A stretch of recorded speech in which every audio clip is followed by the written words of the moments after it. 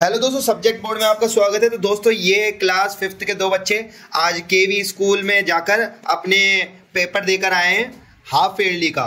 तो ठीक है, तो इनके जो पेपर है ना काफ़ी इंपॉर्टेंट रहने वाले हैं जो ये पेपर देकर आए हैं। तो आपका पेपर कैसा गया आज का? बढ़िया गया? अच्छा, और आपका? बढ़िया गया। आपको क्लास फिफ्थ में ही हो ना? ठीक है, तो आपके पेपर जो है वो आज सोल्व कराने वाले हैं और तुम्हारे जैसे जो बच्चे हैं ना केवी स्कूल के, उनके भी काम आएंगे। तो वो क्वेश्चन काफ़ी इंपॉर्टेंट रहने वाले हैं। तो मैं ये सारे पेपर जितने क्वेश्चन आए ना वो सारे सोल्व कराने वाला हूँ आज। तो आप भी अपने सॉल्यूशन देख लेना और जो और बच्चे हैं उनके लिए भी इंपॉर्टेंट है। ठीक है, तो इनको गुड लक बोल दो आप। Good luck. ठीक है, आज हम बात करने वाले हैं केंद्रीय विद्यालय स्कूल के हाफ ईयरली एग्जाम पेपर की। और ये आपके सब्जेक्ट है मैथमेटिक्स और क्लास फिफ्थ। ठीक है, जो इस साल आपका हाफ ईयरली एग्जाम होने वाला है ना, इस रिगार्डिंग ये पेपर आपके लिए काफ़ी इंपॉर्टेंट रहने वाला है दोस्तों।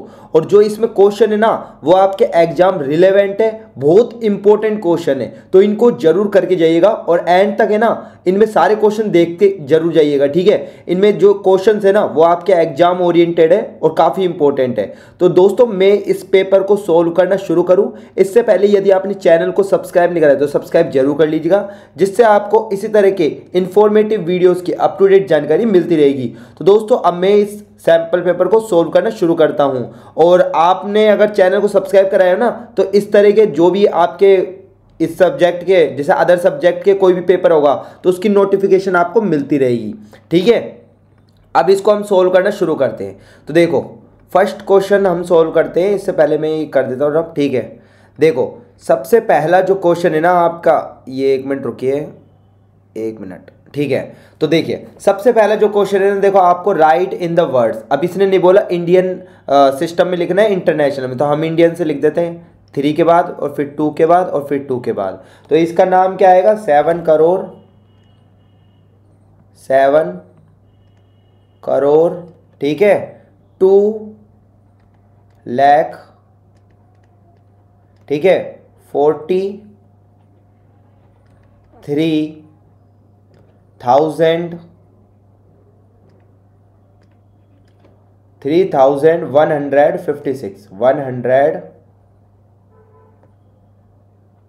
156।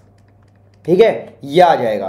फिर नेक्स्ट कंप्लीट द पैटर्न। देखो 2 को 2 से मल्टीप्लाई करा तो 4 आया, 4 को 2 से मल्टीप्लाई करा तो 8 आया, 8 को 2 से मल्टीप्लाई करा तो 16, ऐसे 16 को 2 से मल्टीप्लाई करेंगे तो 32, और 32 को 2 से मल्टीप्लाई करेंगे तो कितना आएगा? 64। सारी संख्या को 2 से इंटू कर रहे हैं। ठीक है, एरिया ऑफ रेक्टेंगल क्या होता है? Length into breadth.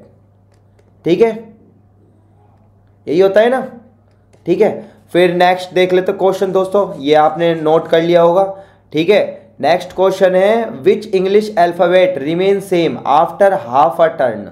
देखो ऐसे कौन कौन से वर्ड है, जैसे देखो मैंने लिख दिया एच, जैसे मैंने क्या लिख दिया? एच।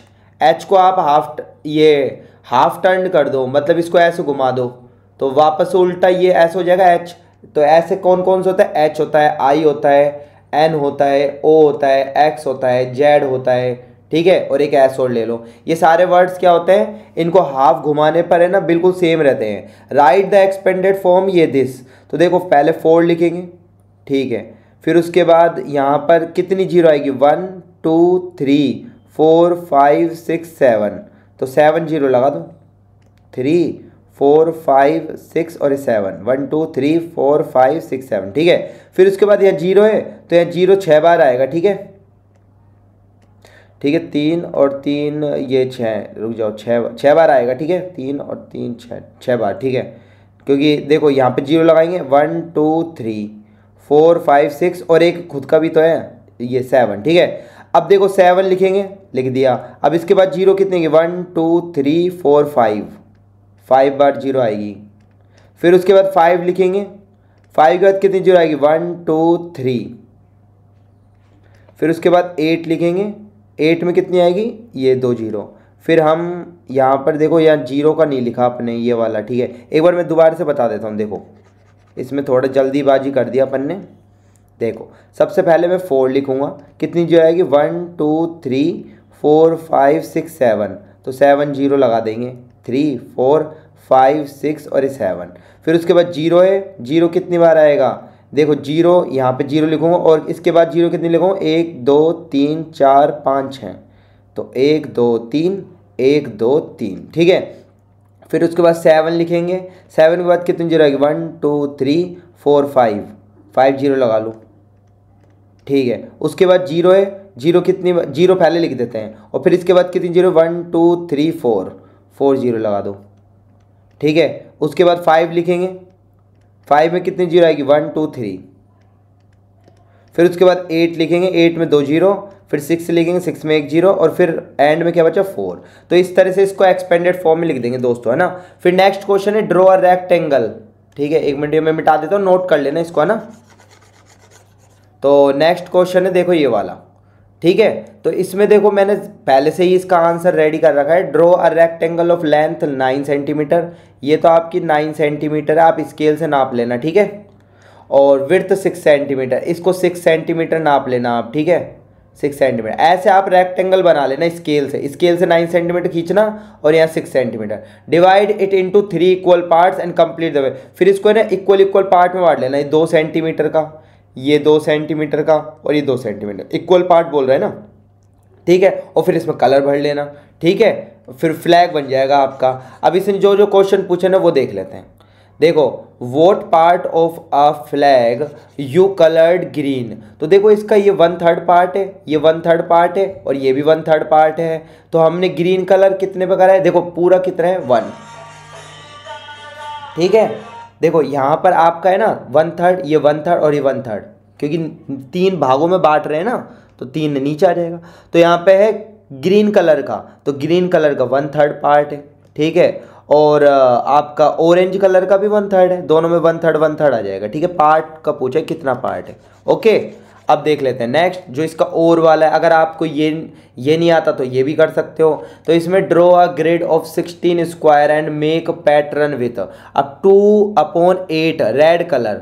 देखो यहाँ पे आपका साफ साफ लिख रहा है 2/8, तो टोटल नंबर 16 स्क्वायर है ना, इसको 16 से इंटू कर देंगे। ऐसे ये 1/2 है, 1/2 को किससे इंटू कर देंगे 16 से। ऐसे 1/4 है, इसको कर देंगे 16 से, क्योंकि 16 टोटल स्क्वायर है ना। देखो 1 2 3 ये सारे गिनोगे तो अब 8 2 16, तो 2 2 4, 4 रेड कलर के बॉक्स भरने पड़ेंगे आपको, ठीक है। 8 2 16, 2 2 4, ठीक है। तो 8 कितने भरने पड़ेंगे आपको, 4 रेड कलर के बॉक्स भरने पड़ेंगे इसमें।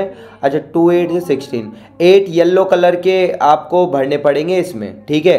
और 4 4 16 और 4 ग्रीन कलर के इसमें आपको भरने पड़ेंगे कलर से। कलर भर देना आप, जैसे मैं अभी मेरे पास कलर जैसे रेड है तो मैंने इसमें भर दिया जैसे 1 2 3 और ये 4 भर दिया रेड कलर।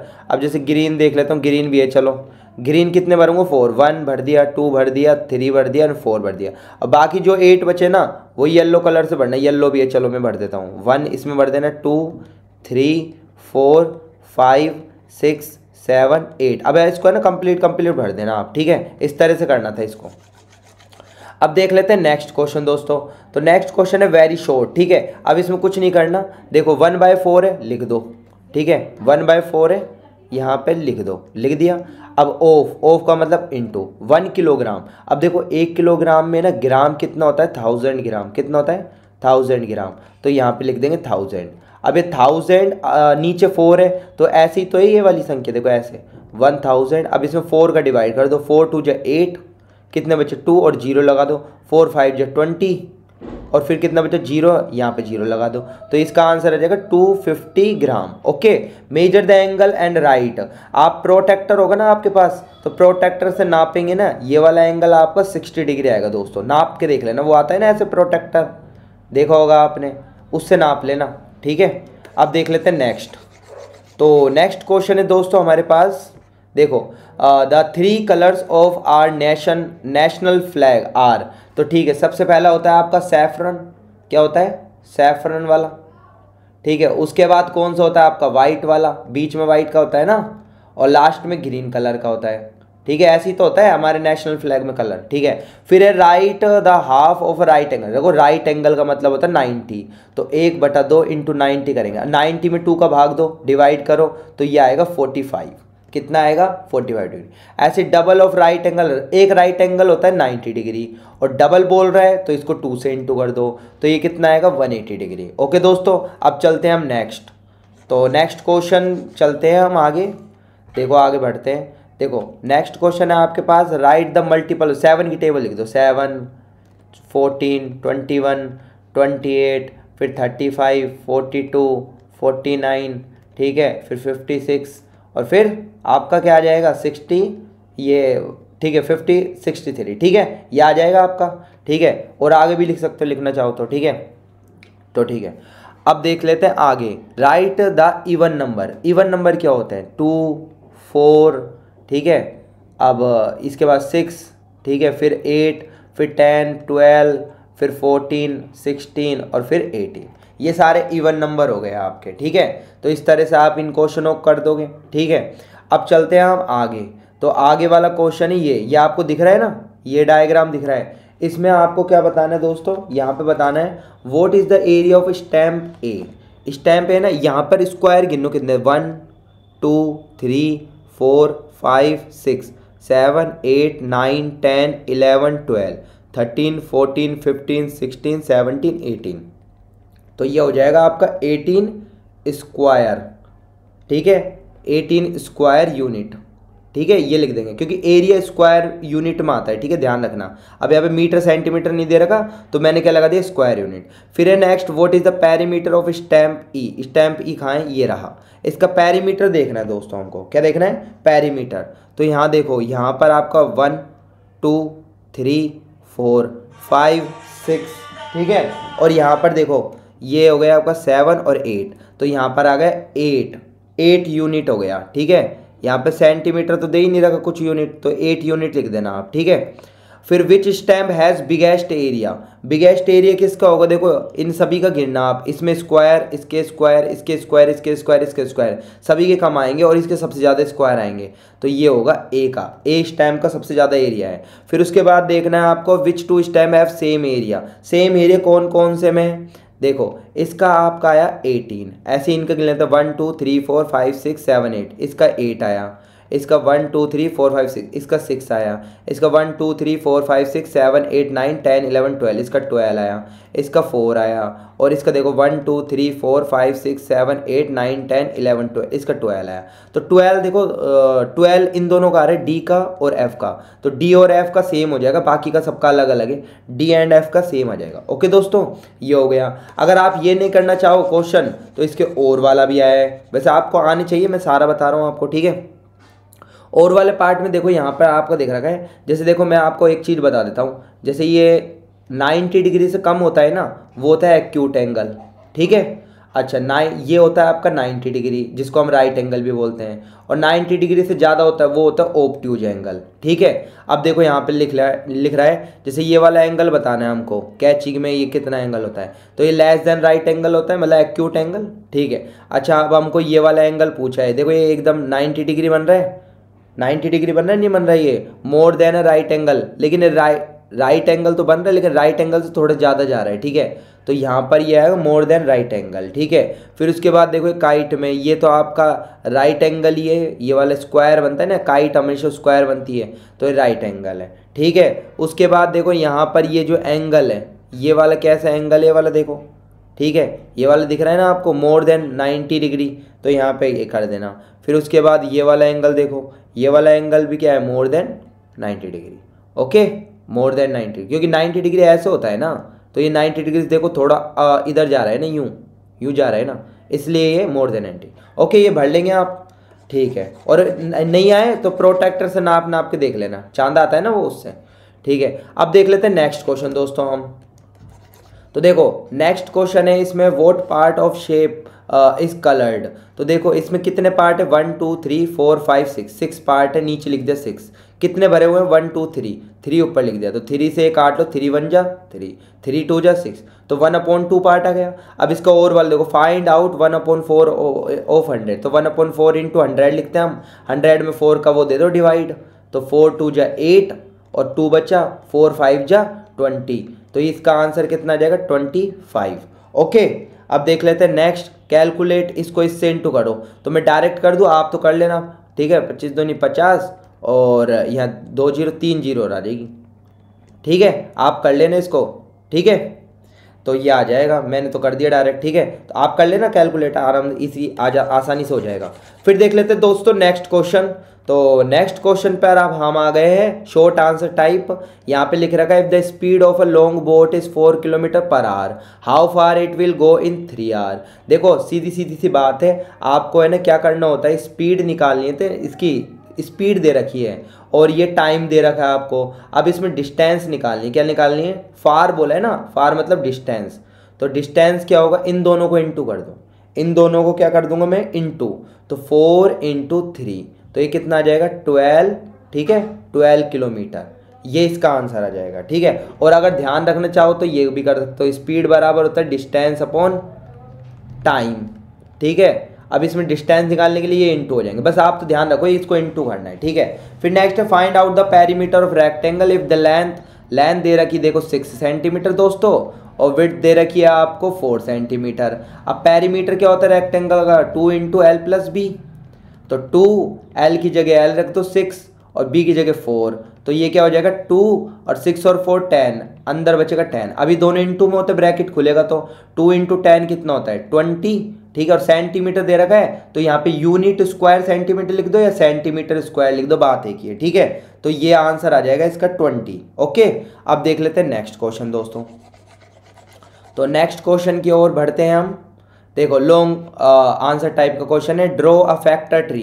देखो 24 का फैक्टर ट्री बनाना है। सबसे पहले देखो 6 × 4 24 होता है, तो मैंने यहाँ 6 और 4 लिख दिया। अब 6 का भी प्राइम फैक्टराइजेशन करो तो 2 और 3 आएगा, इसके बाद तो हो नहीं सकता इसका प्राइम फैक्टराइजेशन, क्योंकि 2 प्राइम नंबर है, 3 प्राइम है, ठीक है। ऐसे ही इसका करोगे तो 2 2, ये इसका फैक्टर ट्री होता है दोस्तों, ठीक है। अब देख लेते हैं नेक्स्ट क्वेश्चन। तो इसका और वाला पार्ट भी है, इसमें और वाला करो तो कर लेना, ठीक है। यहाँ पर आपको 3 बकेट्स दे रखी है और 26 लीटर 36 लीटर 48 लीटर मिल्क भरा हुआ है उसमें, ठीक है। फाइंड कैपेसिटी ऑफ, और यहाँ पर है ना आप स्मॉलेस्ट को काट के लॉन्गेस्ट कर लेना, ठीक है। Find capacity of longest bucket that can measure the milk in the 3 buckets, ठीक है। सबसे पहले देखो इसमें 24 के फैक्टर करो, क्या करोगे 24 के फैक्टर ऑफ 24, तो ये क्या होंगे 1 2 3 4 6 8, अच्छा 12 के टेबल से भी जा सकता है, 24 से भी जा सकता है। फिर उसके करो आप 36 के फैक्टर, तो ये आएगा 1 2 3 4 6 9, ठीक है, और 12, मतलब इन टेबल से जा रहा ही है, ठीक है। 18 और 36 तक जाने जहाँ तक ये टेबल है, ठीक है। फिर नेक्स्ट देखो, नेक्स्ट ये किसके टेबल से जा सकता है, 1 से जा सकता है, 2 3 से जा सकता है, ये 4 से जा सकता है, 6 से जा सकता है, 7 से नहीं जाएगा, 8 से चल जाएगा, 12 से चल जाएगा, 11 से नहीं जाएगा, ये 13 से नहीं जाएगा, 14 से नहीं जाएगा, 15 से नहीं जाएगा, 16 से चल जाता है, 16 की टेबल में 48 आता है ना। फिर उसके बाद 24 की टेबल में भी आता ही है और 48, ये मैंने लिख दिया, ठीक है। अब इन तीनों में कॉमन क्या है, इन तीनों में सबसे पहला नंबर कौन सा कॉमन है, 12 इसमें आ रहा है, 12 इसमें आ रहा है, 12 इसमें भी आ रहा है, तो इसका SCF क्या हो जाएगा दोस्तों, वो हो जाएगा 12, और यही इसका आंसर है, ठीक है। SCF निकालना, लॉन्गेस्ट मतलब क्या निकालना होता है SCF, ओके। अब देख लेते हैं नेक्स्ट। तो नेक्स्ट क्वेश्चन है दोस्तों हमारे यहाँ पर पेपर में, write the 3 digit number which look the same as the half. जैसे 181 लिखा, 181, इसका उल्टा करो, ये भी 181 हुआ। ऐसे ही तुम यहाँ पर लिख सकते हो, 3 डिजिट में ही लिखना है, ध्यान रखना। तो इसमें लिख सकते हो आप 8, ठीक है, 18, अब इसको उल्टा करके लिखो तब भी सेम है, ठीक है। और क्या लिख सकते हो आप 111, ये लिख सकते हो, और भी बहुत सारे नंबर है, 808 लिख दो, उल्टा करके लिखो जब भी सेम आएगा। फिर नेक्स्ट है right 2 alphabet which look the same on half a turn. ऊपर भी करा था इसका हमने, हाफ टर्न करेंगे फिर भी सेम लगेगा, वो ओ लग जाएगा, इसको हाफ टर्न करो ऐसे दिखेगा। एक्स देख लो, उल्टा करो, हाफ टर्न कर लो इसको, मतलब हाफ टर्न मतलब 180 डिग्री पे घुमा लो इसको ऐसे, तब भी आपको दिखेगा। अब यहाँ से देखो और अब यहाँ से देखो, सेम लगेगा मतलब, ठीक है, समझ गए। द पेरीमीटर ऑफ रेक्टेंगल देखो L दे रखा 6 सेंटीमीटर, अच्छा विड्थ दे रखा 3 सेंटीमीटर, ये तो आप करोगे, देखो मैंने ऊपर कर दिया था, इसका फॉर्मूला भी बता देता है L+B, ये तो आप करो, कमेंट में बताना इसका आंसर क्या है, ओके। चलो अब नेक्स्ट देखते हैं। तो find the HCF of 18 and 12। देखो कुछ नहीं करना, ये भी आपको मैं बता देता हूँ। 12 के फैक्टर क्या होंगे, 1 2 3, 3 के टेबल से चलता है 4 से जा सकता है, 5 से नहीं जाएगा, 6 के टेबल से जाता है 7 से नहीं जाएगा, 8 की टेबल में नहीं आता 12, 10 की में भी नहीं आता, 11 में 12 की में आता है। फिर 18 देखो, 18 1 की टेबल में आता है, 2 की टेबल में, 3 की टेबल में, 4 की में नहीं आता, 5 की में नहीं आता, 6 की में आता है, 7 8 9, 9 की टेबल में आता है, 12 13 में नहीं आता, 14 की टेबल में नहीं आता है, 15 16 18 की टेबल में आता है। तो इसमें है ना आपको HCF देखना है। क्या देखना है दोस्तों, HCF। ठीक है, तो इसमें सबसे कॉमन क्या चीज़ है इसमें, देखो एक तो इसमें भी 2 आ रहा है, इसमें भी 2 आ रहा है, इसमें 3 आ रहा है, इसमें 3 आ रहा है, इसमें 6 आ रहा है, इसमें 6 आ रहा है। ठीक है, तो इसका जो आपका सबसे मतलब है ना, जो सबसे पहला जो पार्ट कॉमन हुआ दोनों में, सबसे पहला वाला पार्ट जो कॉमन हुआ, चाहे तो आप इसको ऐसे भी निकाल सकते हो। देखो 2 से करेंगे 2 9 18, 3 से करेंगे 3 3 जा 9, और फिर 3 से करेंगे 1। ऐसे होता है ना, 2 9 जा 18, 3 3 जा 9 3। फिर ऐसे ही 12 को कर लो, 2 6 जा 12, फिर 2 से करोगे 2 3 जा 6, फिर 3 से करोगे 1। तो इनमें देखो कॉमन 2 2 आ रहा है। ठीक है, फिर उसके बाद इसमें 3 3 कॉमन आ रहा है दोनों में। तो इसका आंसर जो आ जाएगा ना वो 6 आ जाएगा दोस्तों। क्या आ जाएगा, 6 आ जाएगा इसका दोस्तों आंसर। क्योंकि फिर है ना बाद देखो इसमें एक्स्ट्रा 3 आ रहा है, लेकिन इसमें एक ही बार 3 आ रहा है, फिर कॉमन नहीं होगा। इसमें एक बार 2 आ रहा है, इसमें 2 बार 2 आ रहा है, लेकिन एक बार कॉमन नहीं होगा। ठीक है, तो ये HCF निकाल दिया मैंने। अब आप इसका LCM निकाल के कॉमेंट करना क्या आता है। ठीक है, अब चलते हैं हम आगे।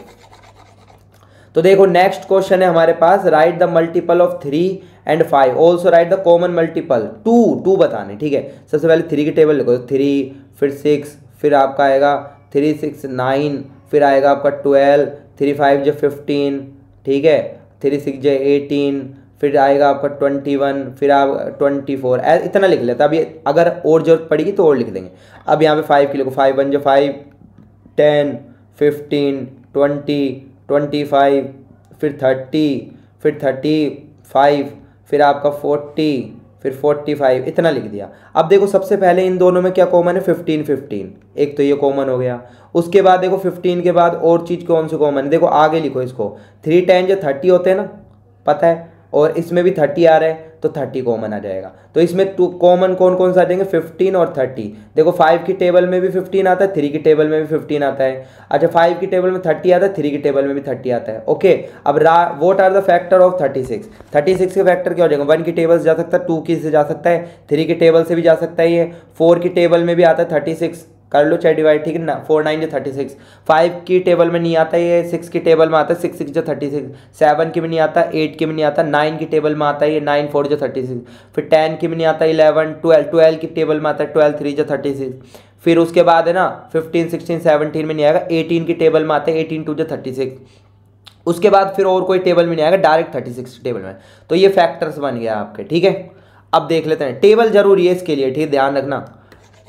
अब देख लेते हैं नेक्स्ट क्वेश्चन दोस्तों। तो नेक्स्ट क्वेश्चन है हमारे पास, find the perimeter and area of rectangle whose length दे रखी है और ब्रेड्थ दे रखी है। तो सबसे पहले देखो एरिया निकालने के लिए L इंटू बी होता है, तो 9 इंटू 5 कर दो, यह आ जाएगा 45, और यहाँ सेंटीमीटर लिख रखा तो सेंटीमीटर स्क्वायर। ओके, और यहाँ पर देखो नेक्स्ट पेरीमीटर निकालना है, 2 इंटू एल प्लस बी होता है, तो यहाँ पे रख लो 2L प्लस बी मतलब 9 प्लस 5, तो 9 और 5 कितना होता है 14, और ये 2, तो 14 2 जो 28 सेंटीमीटर जाएगा। पेरीमीटर सिर्फ सेंटीमीटर लेता है और एरिया सेंटीमीटर स्क्वायर, ये ध्यान रखना। ठीक है, ये आ गया, बड़ा आसान था। ठीक है, अब देख लेते हैं नेक्स्ट क्वेश्चन। तो नेक्स्ट क्वेश्चन है दोस्तों आपके पास, if the cost of 1 kg carrot is 20 रुपये, what will be the cost of 3/4। तो सबसे पहले 3 और ये ना, इसको मिक्स्ड फ्रैक्शन को फ्रैक्शन में चेंज करो, तो 4 3 ऐसे करते हैं, इसको इससे इंटू करते हैं, 4 3 12, और 12 प्लस 1, समझ लो 4 इंटू 3 करेंगे पहले, और फिर प्लस कर देंगे इसमें जो ऊपर संख्या 1, और नीचे कितना आएगा जो 4 है वो, तो ये कितना आ जाएगा 4 3 12, 12 प्लस 1 13/4, तो ये कितना आ गया 13/4 kg। पहले तो मैंने इसको कन्वर्ट करा। अब देखो 1 kg की कीमत इतने 20 रुपीज़ है, आप लैंग्वेज लिख लेना। ठीक है, मैं लैंग्वेज नहीं लिख रहा, डायरेक्ट आंसर बताऊंगा।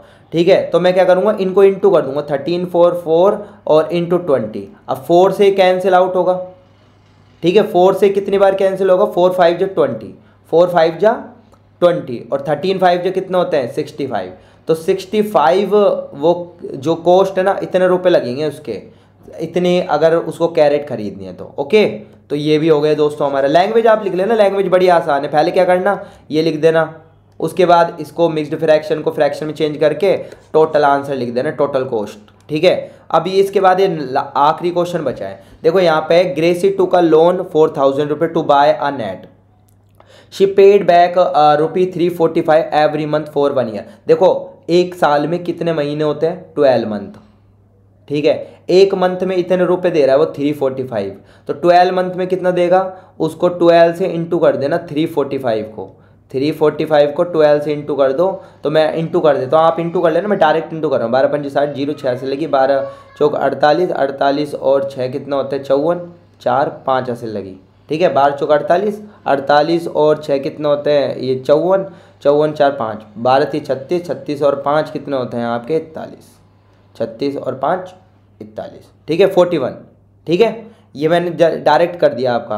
तो इसको इतने रुपए पे करने पड़ेंगे। ठीक है, हाउ डिड शी पे बैक टू द बैंक, 4 अब देखो पहले 4000 रुपये तो इसने लोन लिया और इसको इतने रुपए ज़्यादा चुकाने पड़ रहे हैं, तो मतलब 140 रुपये ज़्यादा चुकाने पड़ रहे हैं ना इसको, 140 रुपये। तो वो क्या चीज़ है, इंटरेस्ट है। क्या है दोस्तों, इंटरेस्ट है जो लो बैंक वगैरह लगाते हैं। ठीक है, अब देखो नेक्स्ट क्वेश्चन हम देख लें। लैंग्वेज आप लिख देना इसकी, है ना, बिल्कुल आसान है, लिख देना। क्या करना, सबसे पहले ये लिख देना ग्रेसी टू का लोन 4000, फिर लिख देना ₹345 एवरी मंथ फॉर 1 ईयर में कितना पेड करता है 345। हम वी नो दैट, हम जानते हैं कि every month every year has 12 month, और 12 मंथ को टोटल कॉस्ट करके इससे इंटू करके निकाले हैं। ठीक है, फिर नेक्स्ट है रमेश और मुकेश टू का loan 5000 from a bank 8 month, Ramesh paid इतने रुपए और 8 मंथ के लिए। तो ये वाला क्वेश्चन देखो इसी के तरह बिल्कुल।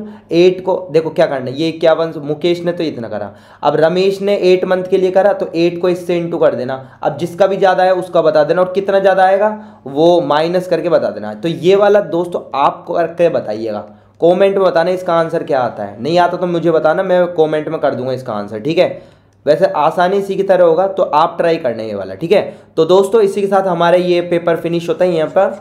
ठीक है, उम्मीद करता हूँ कि इस सैम्पल पेपर ने आपके एग्जाम प्रिपरेशन को काफ़ी बूस्ट किया होगा। इसी तरह के इन्फॉर्मेटिव वीडियोस की अप टू डेट जानकारी पाने के लिए आज ही चैनल को सब्सक्राइब कीजिएगा और बेल आइकन के बटन को दबाना ना भूलिएगा। तो दोस्तों हम फिर से मिलेंगे, बाय बाय।